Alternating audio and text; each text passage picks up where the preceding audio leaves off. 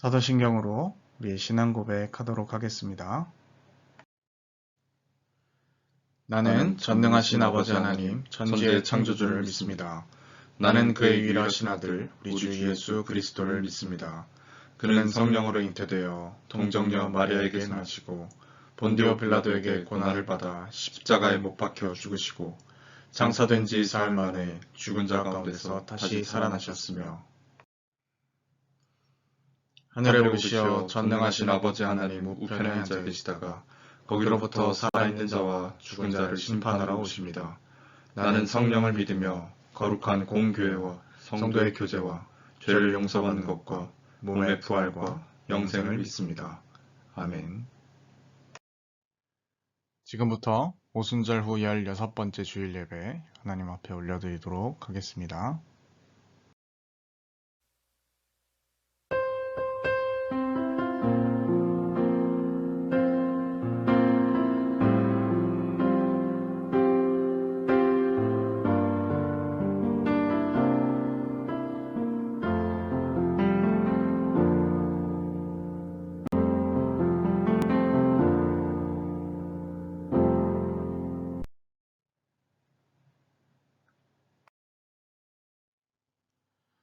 할렐루야. 하늘에서 여호와를 찬양하며 높은 데서 그를 찬양할지어다. 그의 모든 천사여 찬양하며 모든 군대여 그를 찬양할지어다. 해와 달아 그를 찬양하며 밝은 별들아 다 그를 찬양할지어다. 하늘의 하늘도 그를 찬양하며 하늘 위에 있는 물들도 그를 찬양할지어다. 아멘. 하나님 아버지, 오늘도 복되고 거룩한 주일 주님 앞에 나와서 함께 예배할 수 있도록 이끄신 모든 은혜에 감사를 드립니다. 예배하는 이 시간 오직 영과 진리로 하나님 앞에 무릎 꿇는 예배가 되게 하여 주시고 성삼위 하나님께는 영광이 되며 예배를 드린 우리에게 하늘의 충만한 기쁨으로 채워지고 한 주간을 살아갈 힘을 충만히 얻어가는 귀한 시간 될 수 있도록 인도하여 주옵소서. 이곳에 하나님의 축복과 사랑이 넘쳐나는 시간이 되어지길 소망합니다.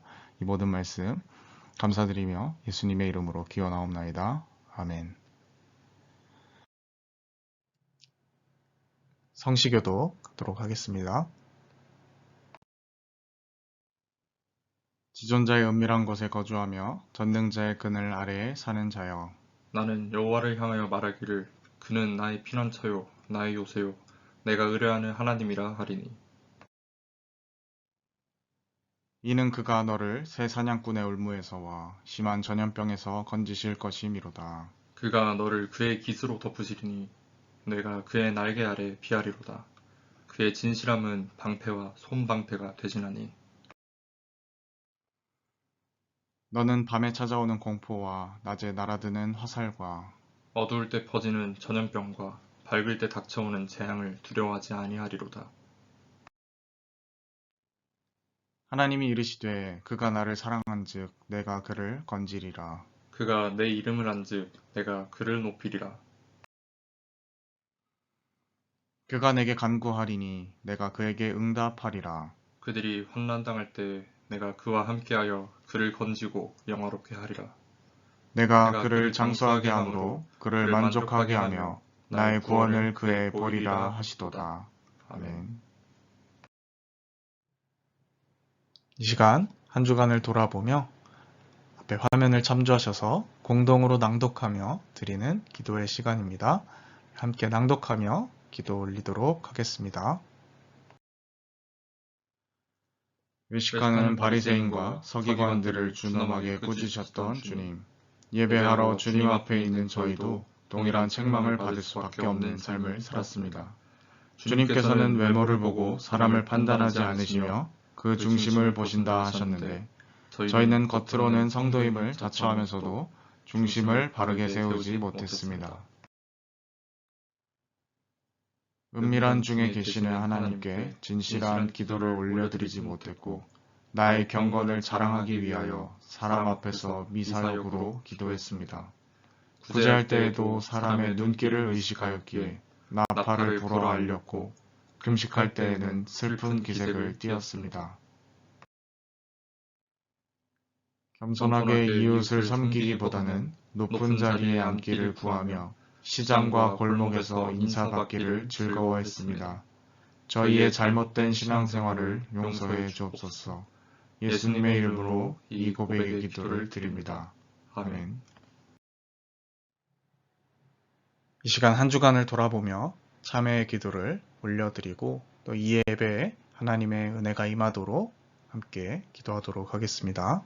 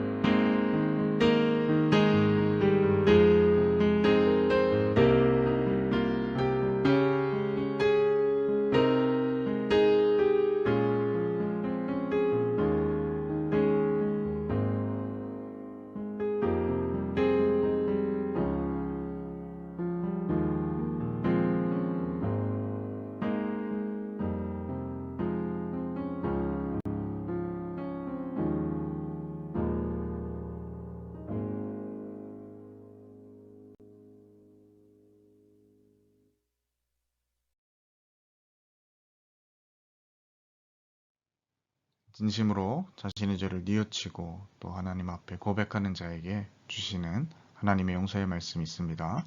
다 함께 그 말씀 봉독하도록 하겠습니다. 그러므로 이제 그리스도 예수 안에 있는 자에게는 결코 정죄함이 없나니 이는 그리스도 예수 안에 있는 생명의 성령의 법이 죄와 사망의 법에서 너를 해방하였습니다. 아멘. 찬송가 21장 이렇게 찬양하도록 하겠습니다.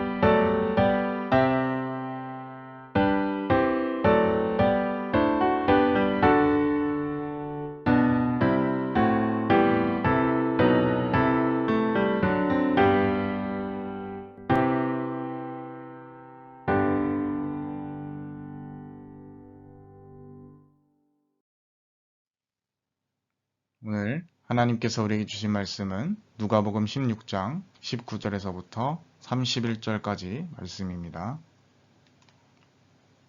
누가복음 16장 19절에서부터 31절까지 말씀입니다.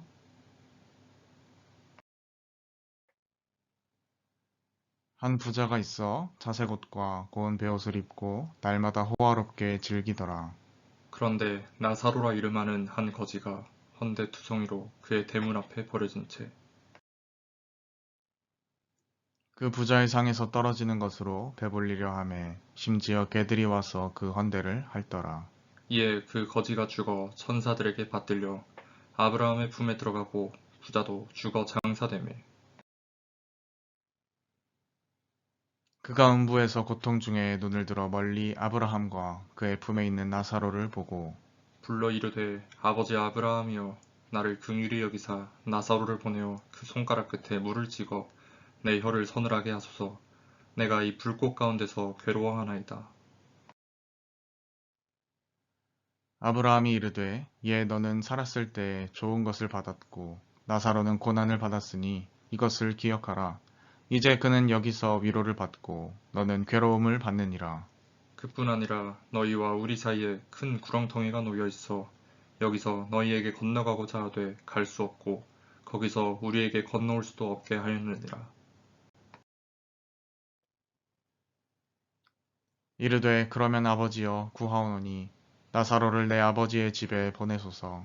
내 형제 다섯이 있으니 그들에게 증언하게 하여 그들로 이 고통받는 곳에 오지 않게 하소서.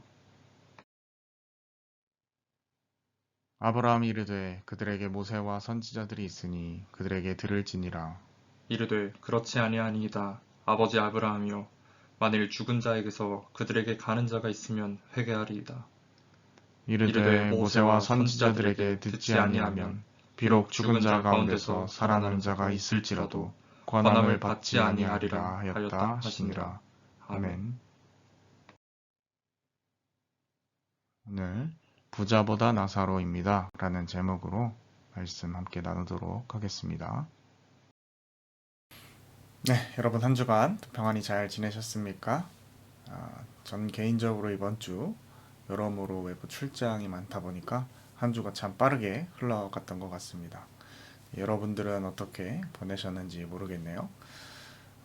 날씨 같은 경우는 정말 이제 쌀쌀해졌습니다. 제법 쌀쌀해져서 여러분들이 환절기에 건강 더 유의하시면 좋을 것 같습니다.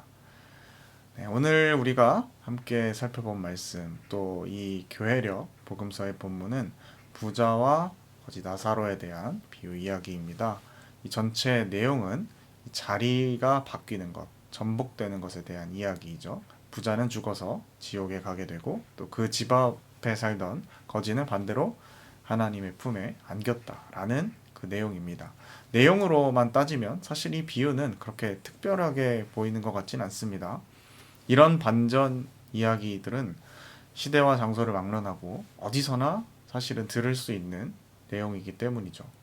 실제로 이스라엘과 가까운 이집트에서는 좋은 베옷 입은 부자와 또 지푸라기 침대에 누운 가난한 거지 이야기란 이야기가 있다라고 합니다. 동화였다고 하죠. 자, 이 동화의 결론 역시 죽은 후 부자는 지옥에 가게 되고 거지는 천국에 갔다라는 내용으로 마무리가 됩니다. 꼭 우리가 이 먼 나라 중동의 이야기가 아니라고 하더라도 약간의 차이가 있겠지만 토끼와 거북이 이야기, 또 흥부와 놀부 이야기, 홍길동전 같은 이러한 이야기들은 대부분 권선징악의 형식을 띠고 있고 거의 자리 바꿈, 전복에 대한 이야기를 배경으로 하고 있는 것을 알 수 있습니다. 그래서 사실 오늘 우리가 함께 읽은 예수님의 비유 이야기도 그렇게 특별해 보이지는 않는 것 같습니다. 게다가 이 비유가 좀 애매한 것은 부자가 왜 지옥에 가야 했는지, 거지 나사로는 왜 천국에 가야 했는지 이 명확한 이유가 등장하지도 않는다라는 것이죠. 가끔 급진적인 사회운동가들 중에서는 부자는 모조리 지옥에 가고 가난한 자는 천국에 간다라고 말하는 분들도 계십니다. 성경에 부자가 천국에 들어가는 것은 낙타가 바늘기로 들어가는 것보다 어렵다라고 예수님이 말씀하시지 않았냐. 또 오늘 말씀을 보면 부자는 지옥에 가고 거지는 구원받았지 않냐. 뭐 이런 이제 아주 문자주의적인 논리를 펴고 있는 것이죠. 그런데 제가 보기에 부자는 지옥 가고 가난한 자는 천국 간다라는 말은 틀린 것 같습니다. 왜냐하면 당장 오늘 말씀을 살펴보게 되면 이 나사로가 아브라함의 품에 안겼다라고 기록하고 있는데, 사실 이 아브라함, 이 믿음의 조상이기도 한 아브라함은요, 당대에 엄청난 부자였기 때문이죠. 다만 오늘 본문에서 부자가 심판을 받은 지옥에 간 이유를 굳이 찾아본다면 자기 집 대문 앞에 있는 거지에게 관심조차 갖지 않았고 오직 자기 배만 불리며 살았기 때문이라고 할 수가 있을 것 같습니다. 그렇다면 왜 거지 나사로는 천국에 간 것일까요? 살아있는 동안 거지는 천국 갈 만한 어떠한 일도 하지 않았습니다. 적어도 이 비유 이야기에는 아무것도 단서가 등장하지 않죠. 그럼에도 불구하고 예수님은 이 거지 나사로를 천국에 들어간 사람으로 이야기하고 계십니다. 한 가지 실마리가 있습니다. 이 비유에 나오는 나사로라는 이름에서 그것을 살펴볼 수 있죠. 이 예수님은 복음서 전체에서 천국에 관한 여러 가지 비유와 말씀을 들려주셨지만 오늘 우리가 함께 읽은 말씀, 이것이 그 중에서도 좀 각별한 이유는 그 모든 비유의 말씀 중에서 오직 한 곳, 이곳에서만 사람의 이름이 등장한다라는 사실 때문에 그렇습니다. 좀 특별하죠. 유일하게 비유 중에서 이름이 등장합니다. 자, 비유라고 말한다라는 것은, 우리가 어떤 것을 비유로 말한다라는 것은 무슨 의미입니까? 이 내용이 실화가 아니라 픽션이다 라는 이야기이죠. 자, 이 이야기 안에서 부자의 이름이 무엇인지 아시는 분이 계십니까? 없습니다. 네, 등장하지 않죠. 안다라고 하면 이상한 겁니다. 그러나 여러분, 거지는 나사로라는 이름이 있습니다. 어차피 픽션이면, 가상의 이야기라면 부자 A씨, 거지 B씨라고 하면 되는데 왜 거지만 나사로라는 이름을 달아놓았을까? 저는 여기에 예수님의 의중이 담겨 있다라고 생각합니다. 자, 그것이 무엇일까요? 이 땅에서 제 아무리 호의호식하며 잘 산다라고 하더라도 자기 집 대문 앞에 사는 이웃에게 관심조차 두지 않는 사람이라면, 아무리 그가 수많은 부를 소유했다고 하더라도 하나님 나라에서 그 사람의 이름을 기억해 줄 사람은 없다라는 것이죠. 우리는 모두 다 이름을 가지고 있지 않습니까? 이름은 주로 부모님이나 할아버지나 할머니가 우리 자식은 이렇게 자랐으면 좋겠다라는 소망을 담아서 지어줍니다. 저의 이름 같은 경우는 제가 최명호지 않습니까? 밝을 명자에 빛날 호자를 씁니다. 밝게 빛나는 사람이 되라, 밝게 비추는 사람이 되라, 뭐 이런 의미겠죠. 저도 밝고 남도 밝게 비추는 그러한 사람, 굉장히 뜻이 있고 멋있는 이름 같습니다. 부활주일에 제가 태어났기 때문에 그런 것들도 아마 있을 겁니다. 겸사겸사 그런 의미를 담아서 아마 제 이름이 지어졌던 것 같습니다. 저희뿐만 아니라 이 땅의 모든 사람들은 이 부모들의 소망이 담긴 이름으로 평생 불려지면서 자기가 누구인지를 세상에 알리게 됩니다. 그러니 이 이름이라는 것은 단순히 남들과 구별하기 위해서 붙이는 것이 아니라 한 사람의 비전과 삶의 정체성을 담고 있는 것이라 할 수가 있겠죠. 그렇죠. 이스라엘 사람들도 똑같다라는 거예요. 성경에 나오는 인물들을 보면 이름 자체가 인생을 좌우하는 경우를 굉장히 많이 보게 됩니다. 믿음의 조상 아브라함은 원래 민족의 아버지라는 뜻의 아브람이었지만 후에 모든 나라의 아버지라는 뜻의 아브라함으로 바뀌게 됩니다. 또 사기꾼이라는 뜻을 가졌던 이 야곱의 인물을 보면 평생 속고 속이는 사기꾼의 챔피언쯤으로 살았지만 이 야복 강가에서 하나님의 천사와 씨름하여 이긴 이후에 하나님과 겨루어 이긴 자라는 이스라엘이 됩니다. 여호수아 또 예수 똑같은 이름인데요. 사실은 이 말의 뜻은 하나님이 구원하신다라는 의미를 가지고 있고요. 이렇듯 이 성경의 이름은 그 사람의 인격이자 동시에 정체성을 가진다라고 볼 수가 있는 겁니다. 그 사람의 인생이 담겨져 있다. 그 사람의 인생에 방향성이 담겨 있다. 이렇게 보는 겁니다. 자, 그런 점을 우리가 견지하면서 오늘 본문에 나오는 부자는 없었지만 거지는 가지고 있었던 이 이름 나사로, 이것을 한번 살펴봤으면 좋겠는데요. 이 나사로에도 뜻이 있습니다. 그 의미는 무엇이냐면 하나님의 도움이라는 뜻입니다. 즉 예수님은 이 비유 이야기에서 거지에게만 이 이름을 주면서 이 하나님 나라에 대한 이유를 암시하고 있는 겁니다. 본문을 보면 거지가 하나님 나라에 갈 만한 일 하나도 찾을 수 없다라고 말씀드렸죠. 그러나 예수님은 나사로라고 하는 이 이름을 통하여서 하나님의 도움만이 하나님 나라에 들어갈 수 있다. 이런 의미를 담아 비유의 이야기를 들려주신 것이라고 볼 수 있겠죠.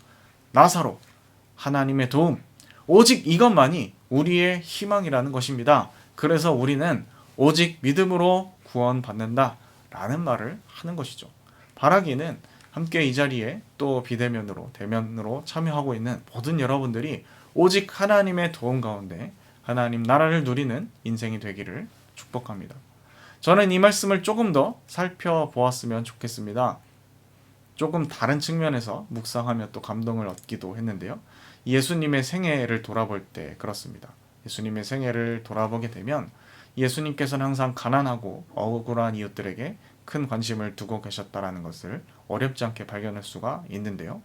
가난하고 억울하고 악한 자에 대한 이 관심은 성경에서 아주 일관되게 발견되는 지점입니다. 예수님께서는 가는 곳곳마다 이런 말씀을 전하셨습니다. 오늘 이 시대에 교회에서 이웃을 돌보고 섬기라 라는 설교를 자주 듣게 되는데요. 예수님께서도 실제로 그런 이야기를 참 많이 하셨다는 거죠. 그런데 느끼는 것은 점점 이 예수님과 예수님의 말씀과 이 시대에 비해서 우리는 이웃 사랑에 대한 설교에 그렇게 감동하지도 않고 그렇게 또 실제로 실천하지도 않는다라는 것입니다. 왜 그렇습니까?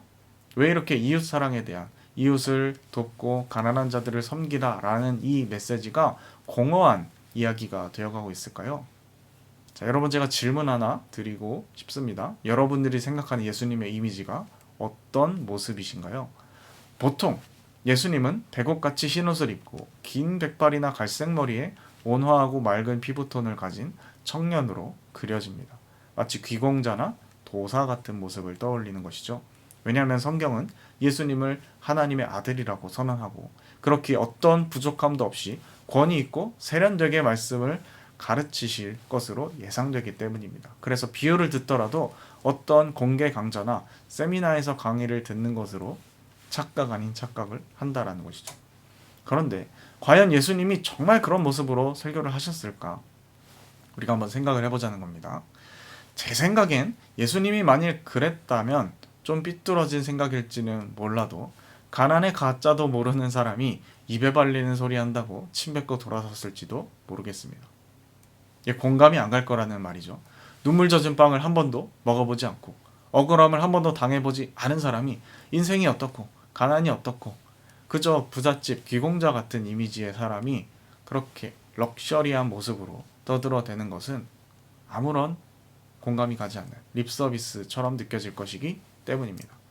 아주 옛날에 어떤 모 국회의원이 서민이 어떻고 민생이 어떻고 하다가 버스 요금이 얼마인지 아냐고 질문을 받자 10원쯤 되나? 하던 그 일화가 생각이 납니다. 믿기 어렵겠지만 실제로 있었던 일을 제가 지금 말씀드린 겁니다. 자, 오직 가난을 당해보았고 억울함을 당해본 사람만이 진심으로 가난하고 약하고 억울한 사람을 품을 수 있기 때문에 그렇습니다. 최소한 가난하고 약한 사람의 소리를 진심으로 귀 기울인 사람만이 이 부자와 거지 이야기를 할 수가 있는 것이죠. 예수님을 우리가 그런 점에서 생각해 보자는 겁니다. 예수님의 가족력부터 살펴보면 예수님의 아버지는 요셉입니다. 그런데 이상한 것이 있죠. 성경에서 요셉은 예수님이 12살 되던 해에 예루살렘 성전에 올라간 사건 이후로 전혀 등장하지 않습니다. 반면에 어머니 마리아는 십자가 사건이 있던 당일까지 등장을 합니다. 초대교회 전승에 의하면 예수님의 아버지 요셉은 예수님이 아주 어린 시절에 죽었다라고 전해지고 있습니다. 자, 그래서 예수님께서는 어렸을 때부터 어머니 마리아와 동생들을 부양해야 했을 거란 추측이 가능하죠. 아마 오랜 기간 동안 힘든 일을 하지 않으면 안 되었을 겁니다. 자, 뭐 하면서 가족들을 부양하고 먹고 사셨을까요?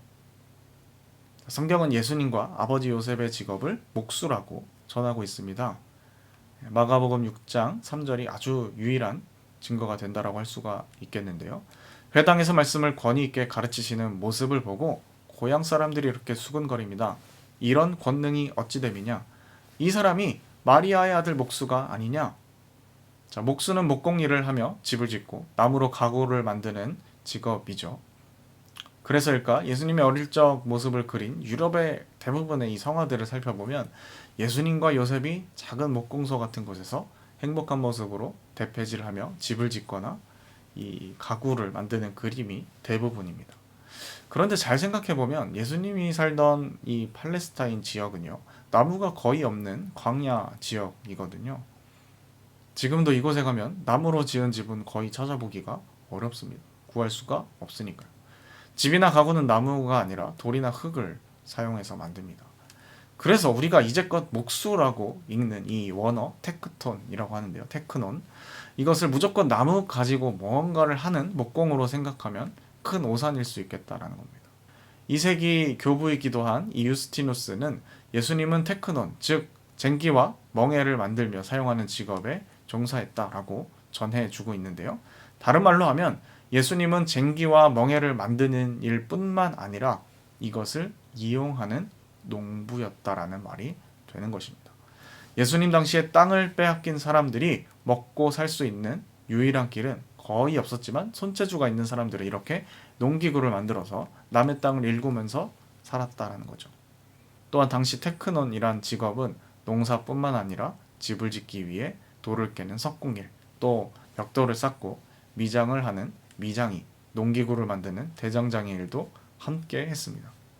그러니까 지금 시대로 말할 때 우리가 목수라고 읽는 이 목수와 예수님의 직업은 따지고 보면 좀 많은 괴리가 있다라는 것이죠. 막노동에서 하루 벌어먹고 사는 그러한 밑바닥 인생, 그것이 바로 예수님의 인생이었다라는 말이 되는 겁니다. 예수님 당시 이런 직업은요, 고소득 전문직도 아니고 정규직은 당연히 아니었습니다. 이들은 부모의 어깨 너머로 배운 기술로 잡일을 하는 그러한 막노동꾼이었고, 또 하루하루 벌어먹고 살기 위해 이 집 저 집을 전전하는 날품팔이 기술자들입니다. 감독이 시키는 대로 무조건 일해야만 하는 비정규직 노동자라는 거죠. 자, 예수님이 바로 이 공생의 직전에 하신 일들이 이러한 것이었다는 겁니다. 예수님의 직업을 오늘날로 표현하면 비정규직 노동자라고 할 수 있겠죠.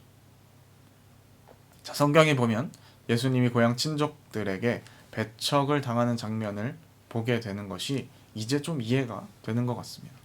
우리도 명절 때 친척들이 모이면 나이 먹어 번듯한 직장 하나 없이 이리저리 입에 풀칠하는 그러한 사람이 있을 때 그렇게 달갑게 반기지 않지 않습니까? 훈계하고 제대로 된 직업을 가져야 되지 않겠냐라고 하기도 하는데 예수님이 딱 그렇게 사셨다라는 겁니다. 그래서 친척들도 이 예수님을 배척했을 거라는 거죠. 자, 예수님은 가족 부양을 위해서, 생계를 위해서 건축 공사장에서 더럽고 힘든 육체노동을 할 수밖에 없었습니다. 그런 노동 중에 혹독한 감독관을 만나기도 하고 또 주인과 노동자들의 갈등도 경험했을 것이고 임금을 지불하지 않는 이 악덕 고용주도 경험했을 겁니다. 또한 이 목자 없는 양같이 고생하는 그런 기진맥진한 무리들을 보셨을 거고 가난하고 헐벗은 노동자들을 경험했을 겁니다. 고아와 과부들의 삶과 죽도록 일해도 빵 한 조각 얻지 못하는 이 노동자들의 처절한 삶을 경험했을 것이라는 거죠. 거기서 나온 경험들이 바로 성경에 나오는 모든 말씀과 비유의 배경이 되는 것입니다.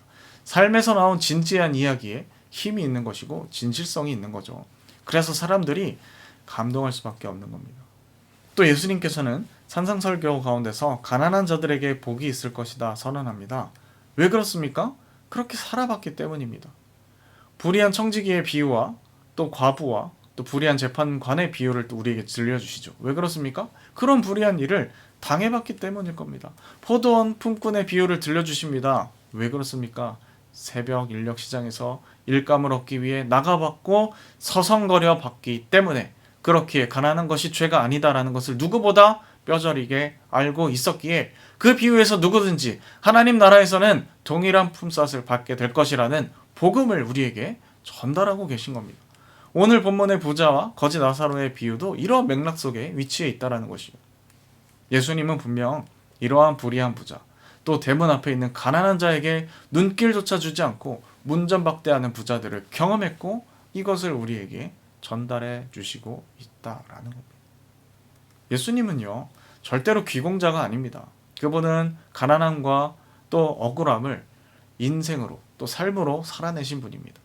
그러나 예수님은 그 인생을 세상에 대한 불평과 원망으로 산 것이 아니라 그 가난과 억울함을 넘어서 오직 하나님의 도움만이 이 하나님 나라를 맛볼 수 있다는 것을 확신하신 분입니다.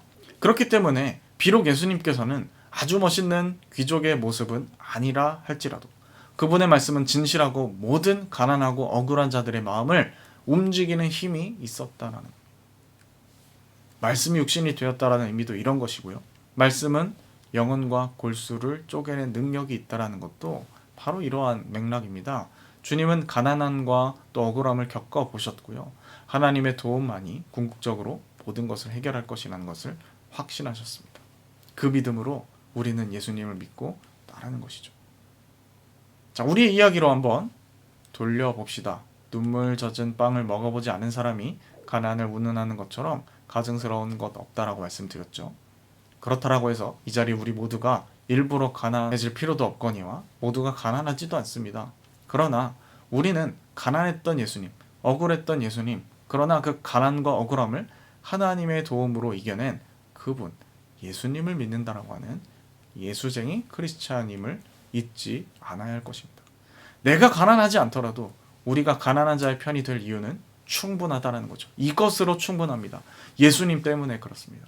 그분의 말씀에 따르면 나사로가 천국에 가게 됩니다. 하나님의 도움이 우리를 구원한다는 복음이 그리스도로부터 예수님으로부터 주어져 있기 때문에 하나님의 도움을 구하며 나누는 자에게 하나님 나라가 임한다라는 것입니다.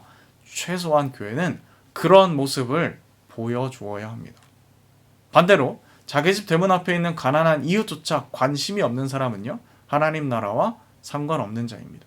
그런 사람은 예수쟁이의 자격이 없다라는 거죠. 그러한 교회는 교회가 아니라는 겁니다. 자, 우리는 어떻습니까? 우리 교회 대문 앞에 가난하고 억울한 자들에게 관심을 두고 하나님의 도움을 전하는 그러한 교회입니까? 교회라는 것이 그냥 건물을 가리키는 것이 아니죠. 우리 한 명 한 명이 교회지 않습니까? 여러분은 어떻게 하고 계십니까?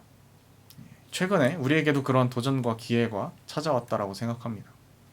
어려운 일을 당한 유족들에게, 또 우크라이나 전쟁으로 피해를 당한 이 피난민들에게 일부 우리가 성금을 전달했죠. 바로 이 시대에 고아 과부가 되어버린 그분들을 향한 우리의 작은 정성을 전달했습니다. 참 감사한 시간이었죠. 아마도 저는 이러한 일들이 이 교회가 돈을 사용하는, 재정을 사용하는 가장 의미가 있는 일이지 않나 생각해 봅니다. 물론 이제 우리 공동체의 교회도 그렇게 재정이 넉넉한 편은 아니지만 돈은 이런 곳에 사용해야 하지 않을까요? 여러분, 배부른 돼지보다 배고픈 소크라테스가 낫다라는 말이 있습니다.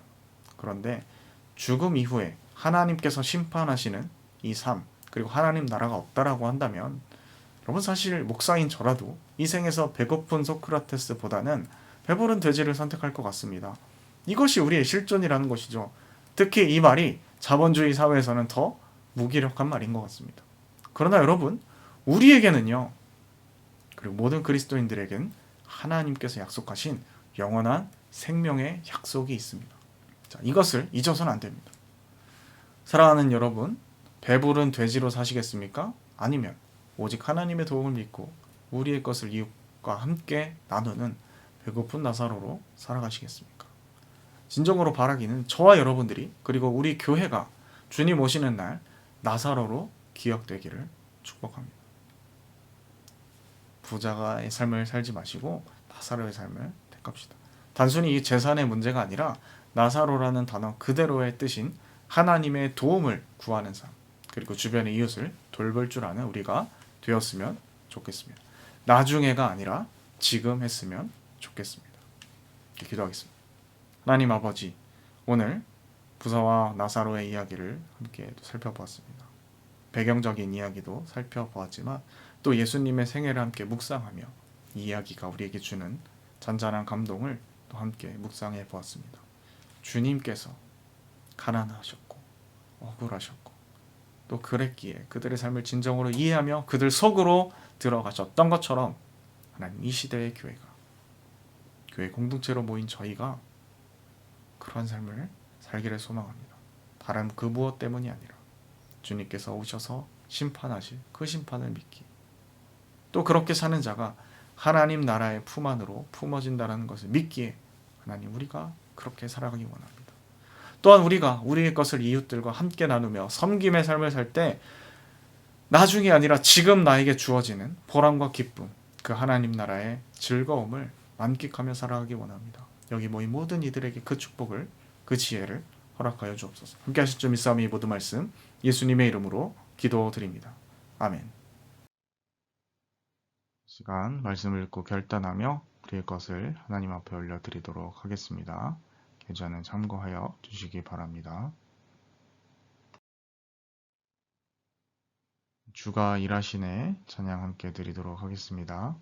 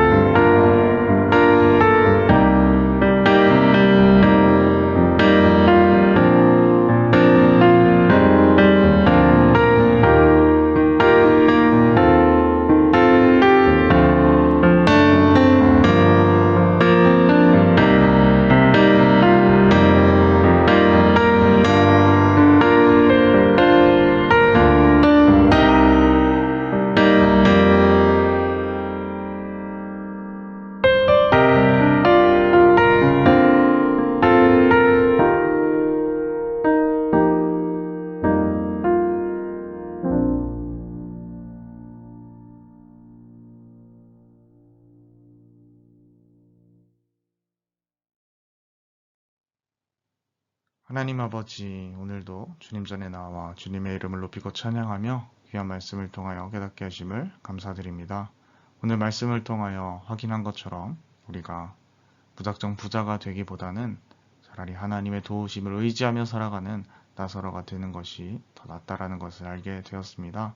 주님이 진리를 가지고 또 살게 하시고 정말로 주님의 제자로서 백성으로서 우리 이웃을 구제하고 섬기는 일에 소홀하지 않는 저희들 될 수 있도록 인도하여 주옵소서.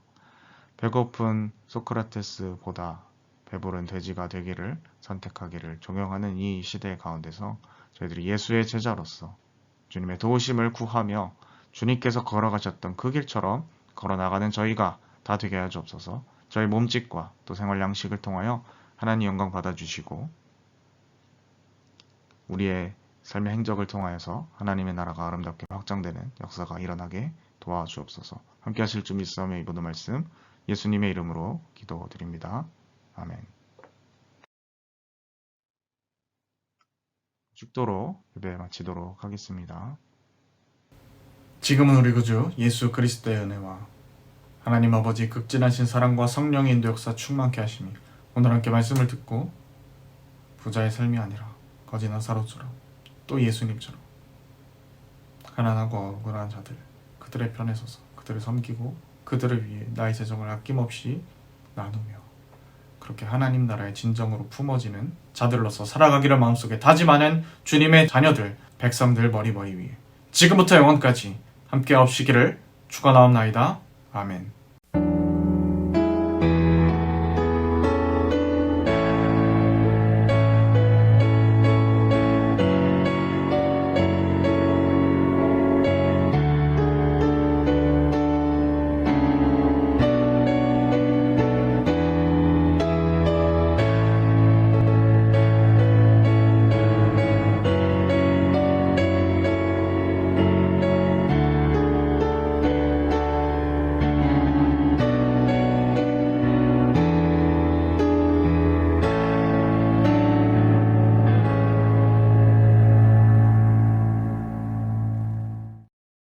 네, 여러분 한 주간도 우리 주님과 함께 동행하며 우리 주변의 이웃들을 잘 섬길 수 있는 그런 우리가 되었으면 좋겠습니다.